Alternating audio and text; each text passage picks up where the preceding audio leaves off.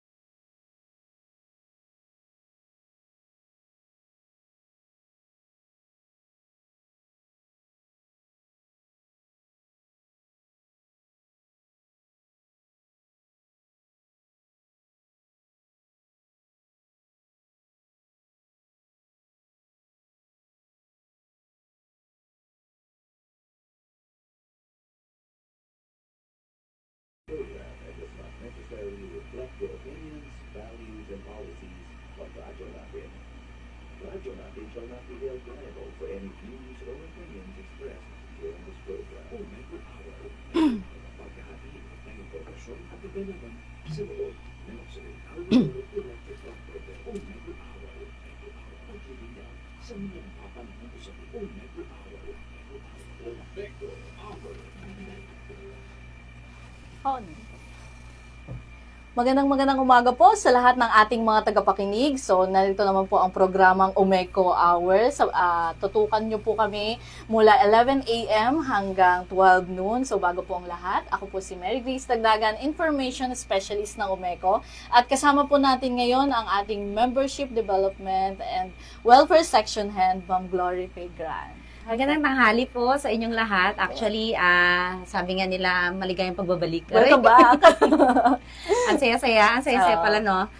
Dalawa lang rin kami dito, mag-uutuan lang rin kami.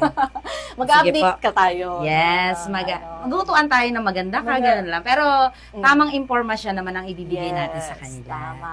Siyempre ngayon, mas napapanahon ngayon, marami tayong kailangan i-update. Yes, maraming kailangan i-explain kung bakit nangyayari. Ang mga nangyayari. Ayan, pangalawang radyo na natin to ngayon. Ayan, maraming salamat din po no sa lahat ng mga radio station no na nagpapa-unlock sa atin no.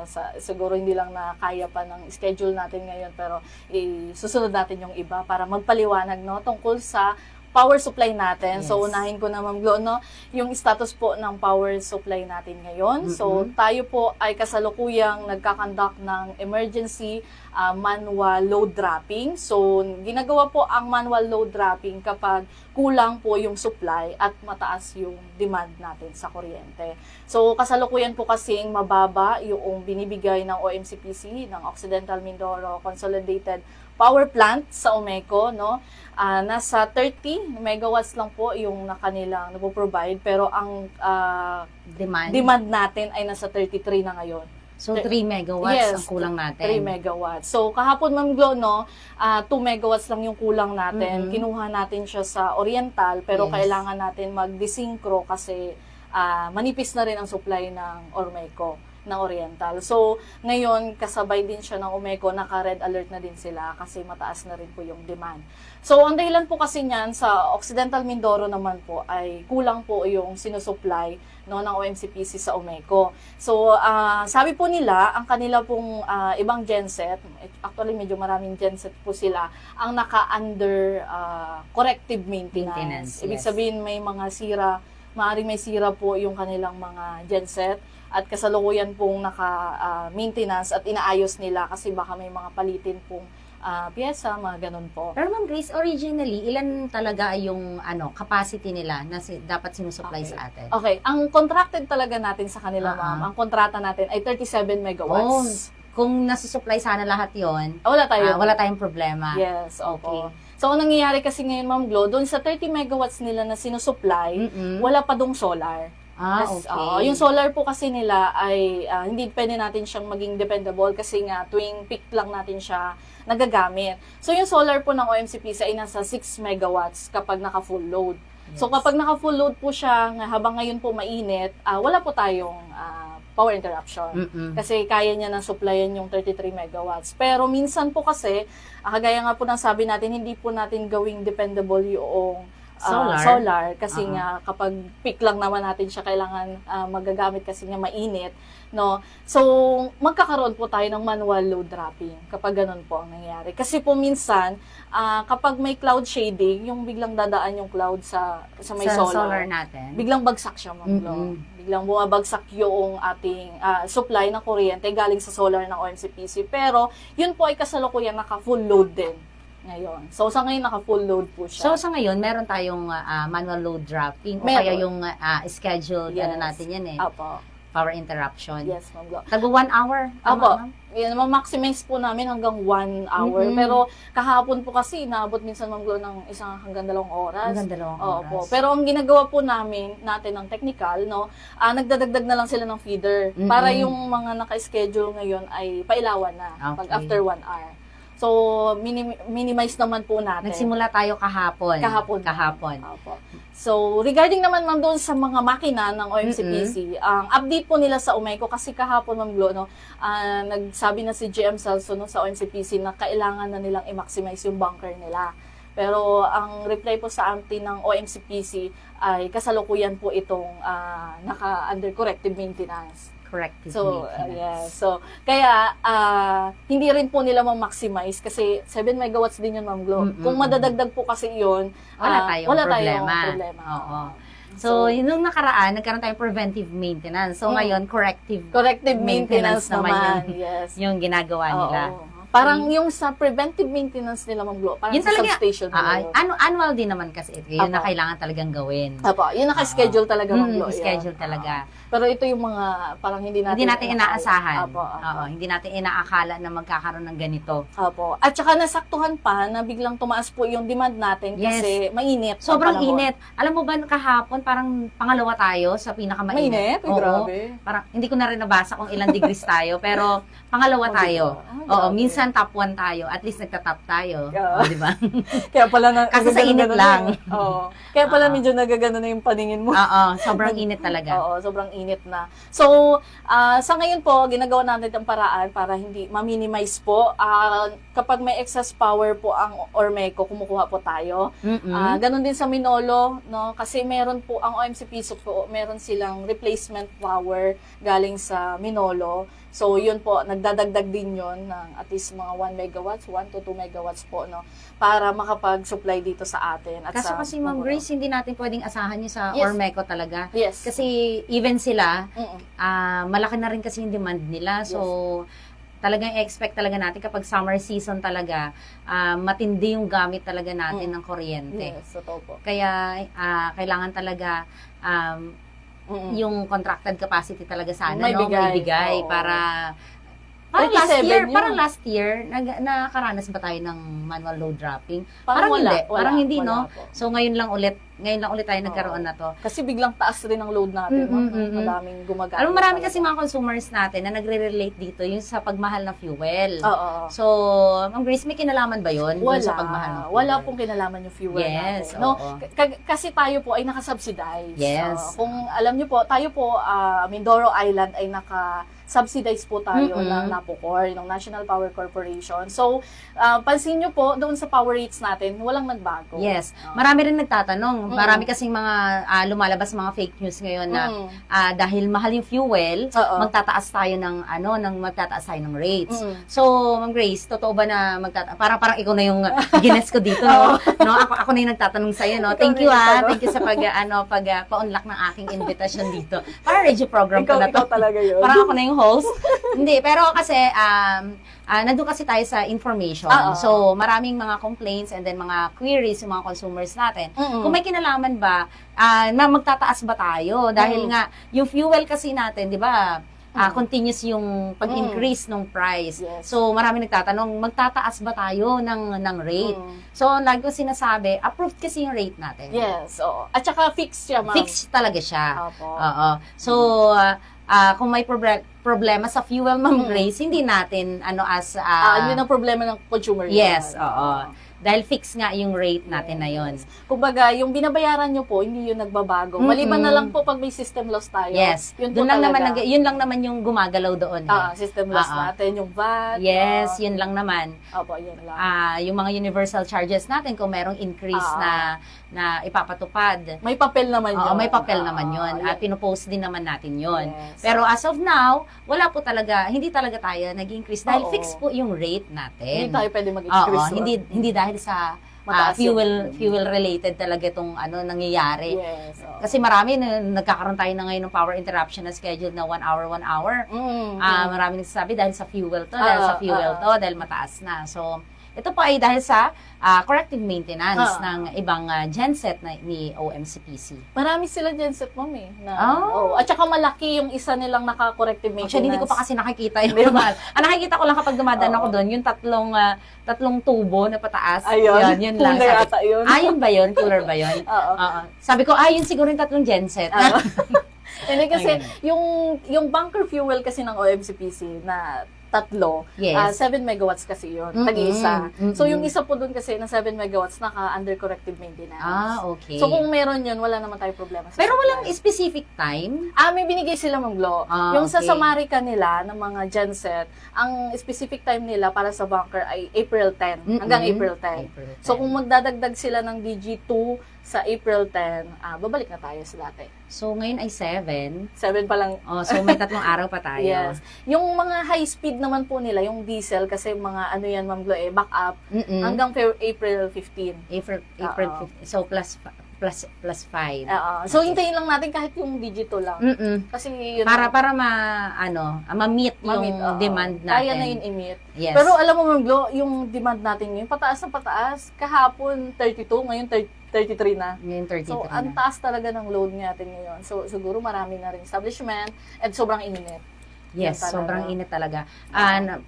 Yung karamihan kasi sa mga naka-aircon na rin, tsaka palaki na rin kasi ng palaki, pa-improve na ng pa-improve kasi yung Occidental Mindoro. Maraming establishments na, so kaya talagang pa-increase talaga yung demand natin. Yes. So, sabi nga ng may sinabi ang NGCP na iko-connecta nila tayo sa grid para makakuha tayo ng supply sa outside ng Mindoro. Sa main grid na. Main grid na. Ito yung ipapadaan nila sa ilalim ng dagat. Sa ilalim ng dagat. Parang Batangas to, Pero Mindoro. pero ang sabi mo parang 2027 pa. Baka start pa lang yun. 2020. Baka start pa lang na i-build siya. I-build, So, hindi pa natin ma-sure yun. Kaya tuloy-tuloy pa rin tayo sa CSP natin. Samarica yung CSP natin ngayon. Okay. So, ngayon, Ma'am Glo, meron po kaming schedule kasi ang peak hours po natin ay 10 a.m. hanggang 10 p.m. Naka-red alert po tayo. Ibig sabihin, pwede po tayong mawala ng kuryente. Yes, power interruption tayo, mag-emergency. So, meron po kaming ginawang schedule. So, check nyo po sa Umeco IEC, nakapost po yan. Tago 1 hour po. Pero, pwede po siyang hindi matuloy kung ma-meet naman ng solar yung demand kapag mainit, no? Kasi hindi rin natin maiwasan minsan mag-cloud shading, bababa yung supply, no? So, meron po kaming ginawang schedule hanggang 4 p.m. ngayon. So, antabayanan nyo po mamaya kasi gagawa ulit kami ng schedule para sa panggabi. Panggabi just naman. in case. Imagine hanggang gabi, Ma'am Glo, mainit.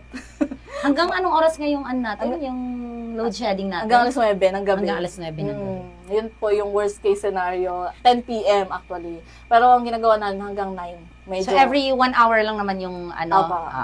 1 hour. Tapos kapag hindi pa rin talaga, Mm-mm. 1 hour and 30 minutes, mga ganun, pwede mag-extend, Oo, pwede no? mag-extend. Kasi ang nilagay natin mga at least 1 to 2 hours, pero Mm-mm. mini-minimize natin hanggang 1 hour lang. Pero hindi naman ito permanente, Ma'am Grace. Hindi naman. Opo. Ito ay ano lang nagkakaroon lang naman ng corrective maintenance. So, matatapos din ito. Yes, oo. Minomonitor po siya ng Umeco, so hintayin natin po mga hanggang April 10 na baka magdagdag po ng OMCPC ng isang genset. Mabibigay niya na po. So, meron pa kasi mga fake news na baka mawala ng kuryente.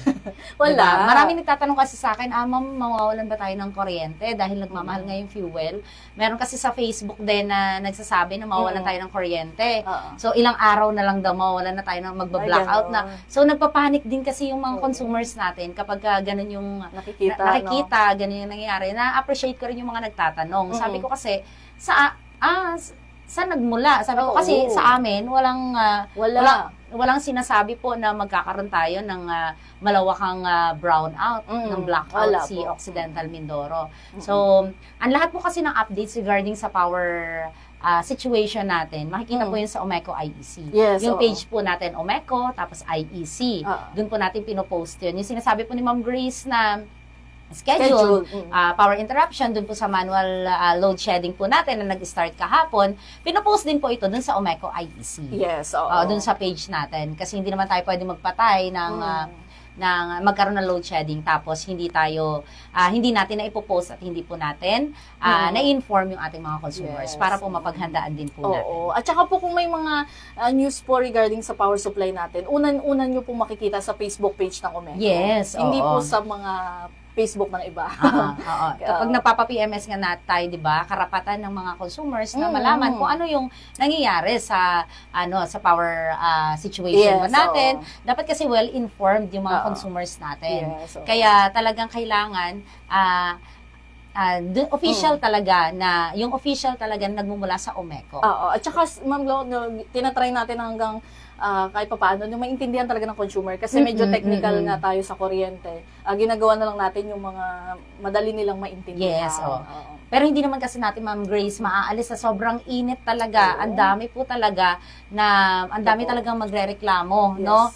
Kaso nga lang po, ginagawa rin naman po talaga natin yung best natin para po ma-lessen po ito o mawala itong load shedding na to. Yes. So, intindi na lang rin siguro.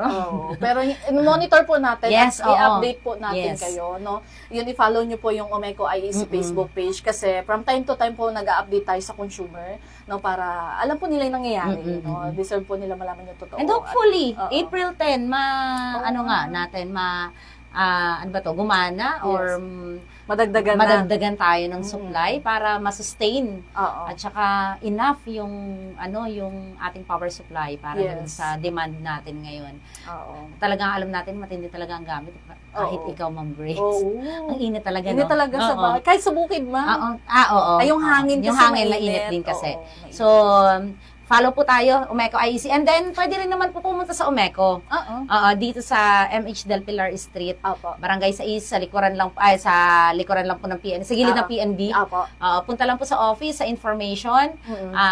Pwede po nating explain sa inyo kung ano yung mga nangyayari regarding po dito sa ating kuryente. Para po ma-inform tayo.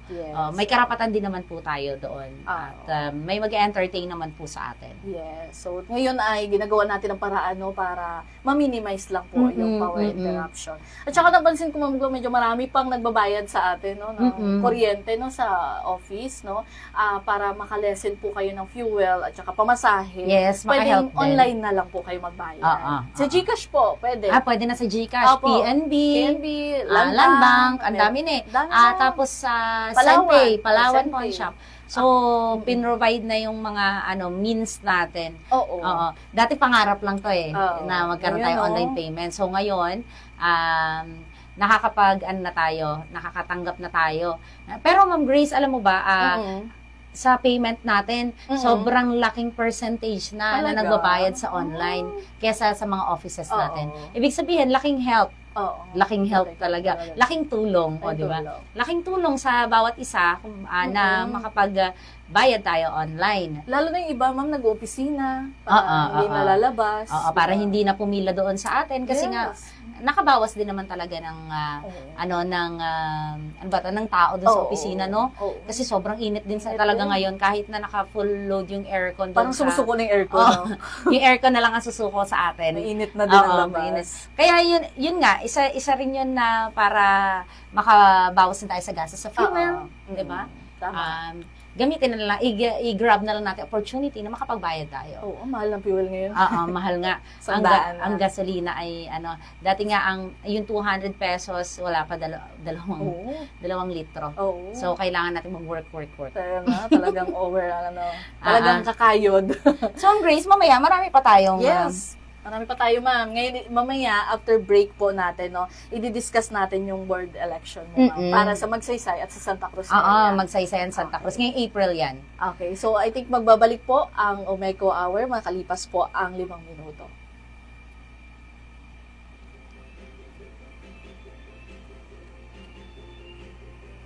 Ma'am, pwede po pa. Yung mic.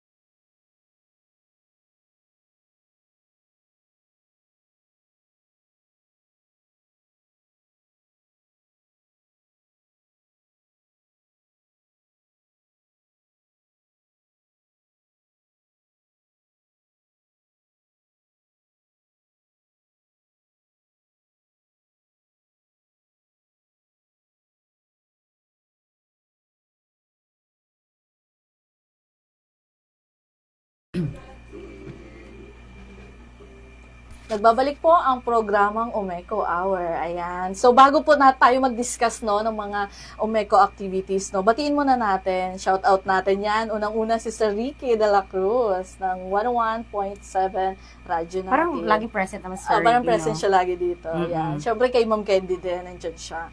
And kay Sir Russell, hello po, good morning. Kay Sir Russell. And kay LA, hi! Susunod, sama ka dito.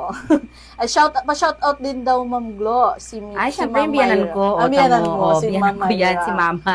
Tapos si auntie ko, di ba? Auntie mo din? Oo, yes. Very, very, very supportive. Sa Murta yan. Sa Murta. Sila. Hello yes. po. Miss M? Miss M. Ayan. Ay, may tanong, Ma'am Glo, si Miss Franz Cruz, no? Magandang tanghali po, Ma'am Glo and Ma'am Grace. May schedule po ba yung Rizal area ngayong 6 a.m. to 10 p.m. Baka 6 p.m. to, ma.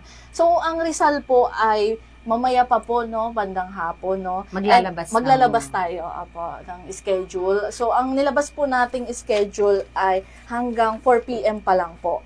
Ayan. So, yung antabayanan nyo po mamaya, no.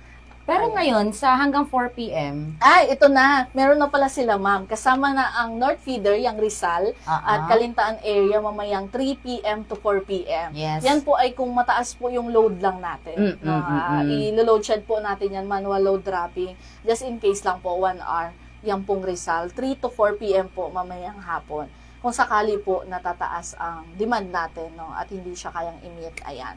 So, yun lamang po. Ay, pa-shoutout. Hello, Sir Harvey Garcia. Yan, ang Batilek. Yan, nanonood sa atin. Shoutout daw. Kasi nakikishoutout din ako pag nag-radio kapag sila. nag-radio. Very support na lang tayo. Support na lang tayo. Alam niyo naman. Ayan. So, back na tayo, no, sa ating mga aktibidad, no, sa Umeco. So, i-update tayo ni Ma'am Glo regarding po doon sa board election para sa Magsaysay at Santa Cruz area. Ayan. Go, Okay Ma'am po. Glo. So, meron po tayong regular election sa April 26 po yan, Sunday, para po sa Magsaysay at saka Santa Cruz. Okay. So, kung itatanong niyo po kung sino yung kung sino po yung tatakbo para sa board of directors natin, wala pa po kasi ang deadline pa lang po ng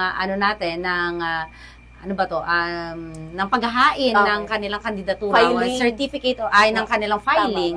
Oo, sa pagpasa nila Ma'am Grace ng COC nila ay sa April 16.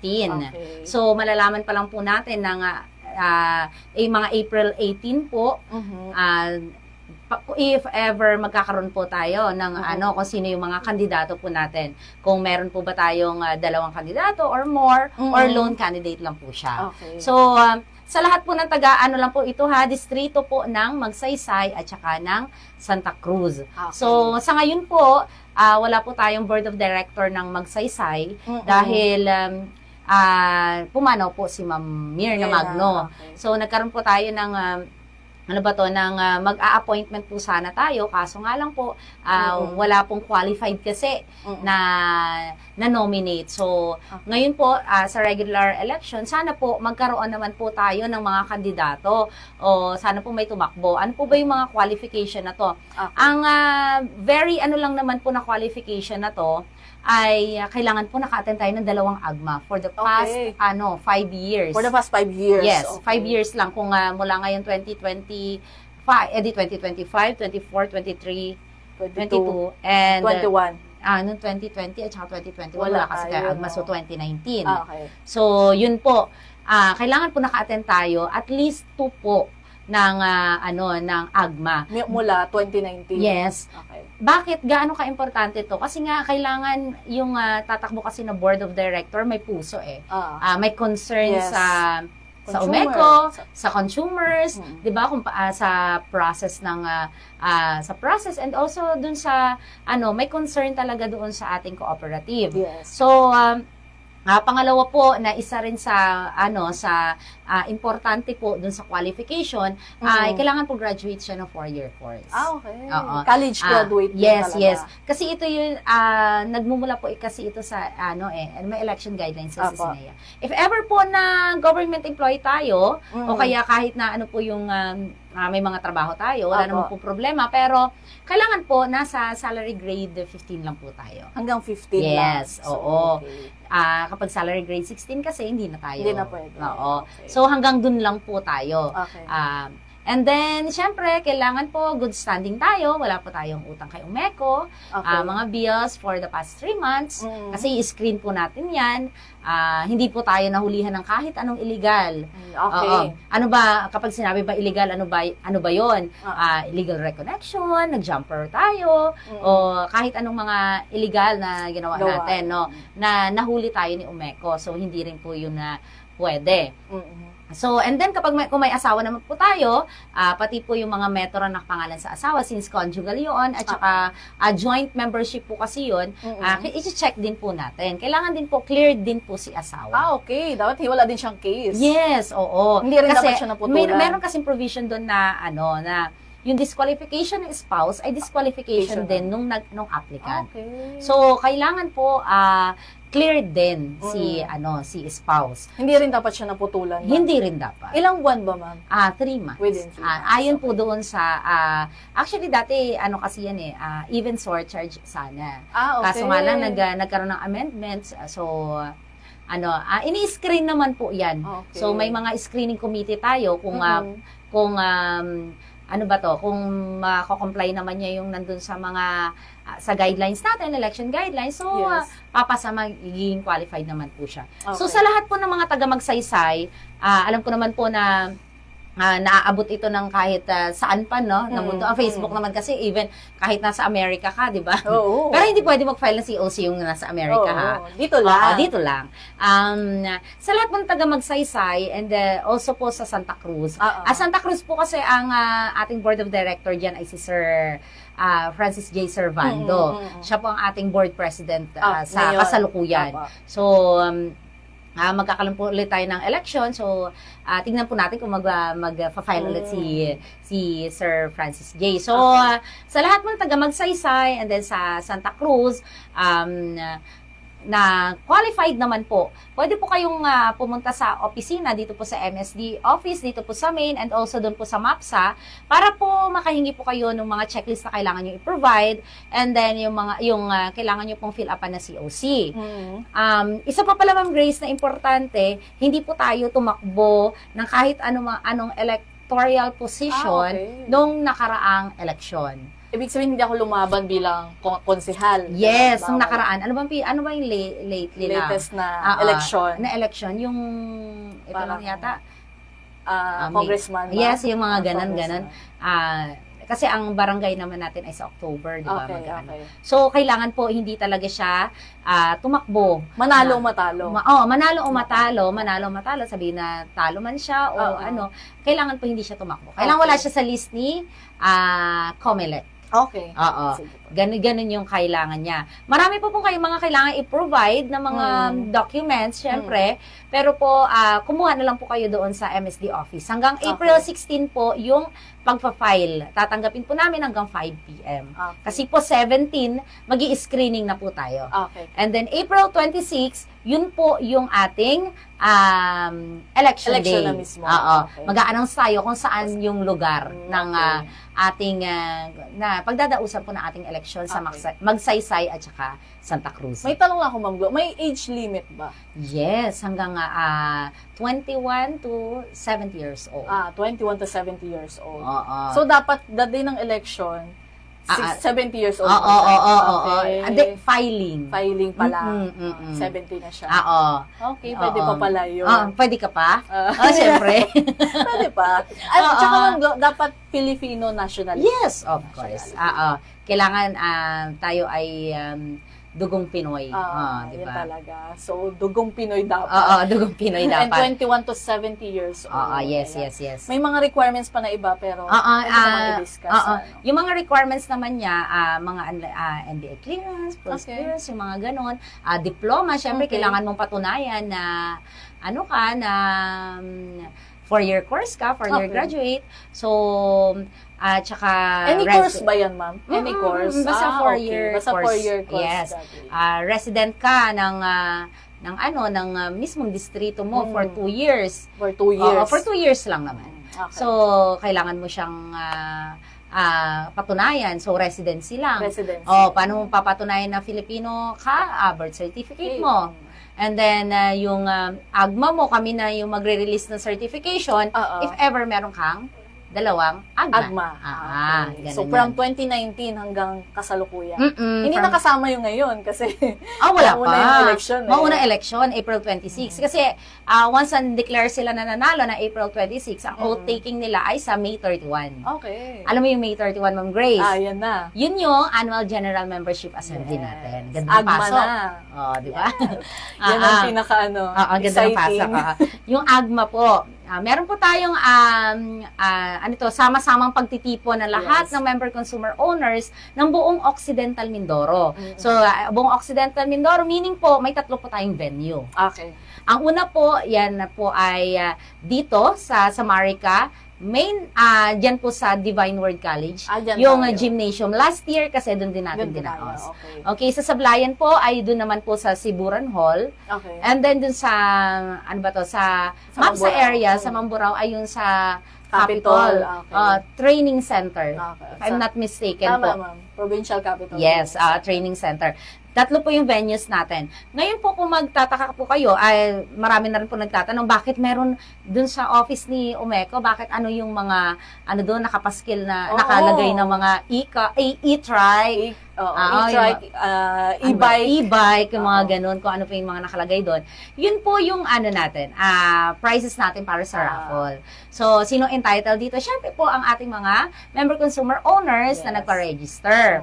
On-site. On-site dapat. On-site Pag yung mga dapat. big prizes. Big prizes. Yung mga nandun po mismo sa venue. Yes. Yung mga minor prizes po natin, pwede naman po kasali yung mga online. Kasi Ma'am Grace, magkakaroon tayo ng, katulad rin noon, magkakaroon tayo ng registration ngayon, pero ay through online at meron din tayong on-site. Okay. Yung online natin na yon ay open natin ng 12 midnight. 12 midnight. Okay. 12 midnight ng May 31. Okay. So, open na siya. And then, yung on-site natin, pwede naman na tayo magpa-register on-site. Nandun na rin naman yung mula 7 a.m. yung ang ating registration committee. Yes. So, pwede tayo magpa-register doon. So, May 31 po, sa lahat po ng ating mga member consumer na nakikinig ngayon, at saka pakimarites na rin po sa iba, na pwede po tayong, ano ba pwede? Hindi.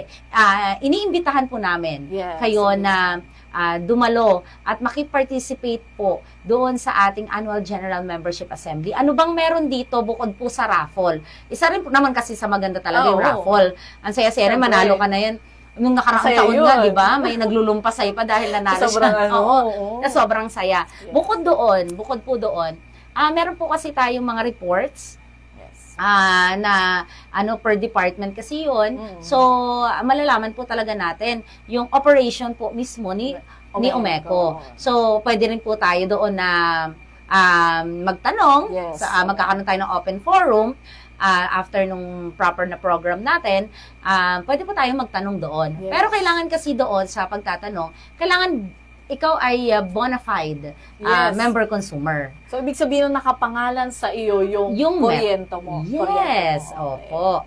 Kailangan nakapangalan po yung metro mo sa'yo. Kasi doon natin tayo ay isang member consumer kung sa atin nakapangalan yung metro. Kasi kapag sa iba nakapangalan, ang tawag na sa user lang tayo doon. Hindi tayo yung mismong member ni Umeco. So, kung hindi pa po tayo member ni Umeco, tapos patay na po yung mga may-ari natin. Ganda na naman ang pasok ko. May change name ka na. Di ba po? Kung hindi pa po sa atin nakapangalan yung metro, meron po tayong tinatawag na change name. Okay. Yung change name po na to, ito po yung proseso ng pagpapalit po ng pangalan ng metro mula po dun sa dating may dating nakapangalan, papunta po sa inyo na kung sino man po yung nakatira doon.